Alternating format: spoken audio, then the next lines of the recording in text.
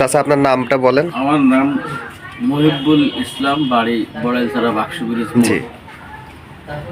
আমার ছেলেকে পায়েল আটকা রেখেছিল আজ 9 মাস। জি।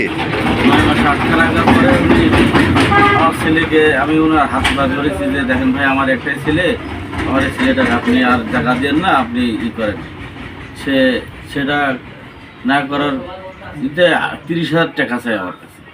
30,000 টাকা দিলে ছেড়ে দেবে? ছেড়ে দেবো। আচ্ছা। ভাই আমি গরিব মানুষ, আমি টাকা কোথায় পাবো? আপনি এটা করছেন, আমার ছেলে আপনি রুম রাখিছেন, আর আপনি এখন 30,000 মানে কিসের জন্য রেখেছিল আপনার ছেলেকে? আটকা রাখিছিল। আটকায় এমনি বাসা থেকে তুলে নিয়ে এসে আটকায় রেখেছিল? জি জি। সাথে করে নিয়ে বেড়াতো না বাড়ির ভিতরে রেখে দিত? বাড়ির ভিতরে রেখে তো সাথে করে নিয়ে বেড়াইতো, সবসময় সাথে করে রাখে। আচ্ছা। মানে আমি যত আসি বলতাম ভাই আমার ছেলেটা ছেড়ে দেন, আমি নিয়ে চলে যাই, তো দিত না।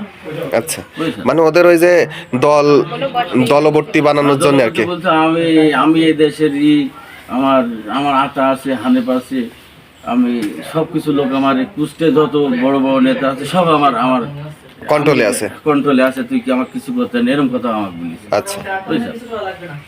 তারপর আপনার সন্তানকে ফেরত দিইনি? হ্যাঁ দিয়েছে। আমি পরে হাত পা ধরি আজ ওই কাঞ্চনপুর বাজারে একটা মিটিং সালিশ করি, চেয়ারম্যান। এরকম কি আপনার মানে ছেলের সাথে হয়েছে না অন্য ছেলে পেলে অন্য জায়গা থেকেও নিয়ে আসছে? অন্য জায়গায় তো ছেলে নিয়ে আসছে, একটা হরিপুরে একটা ছেলে ওখানে আছে। আচ্ছা। সাংবাদিক একজন আছে।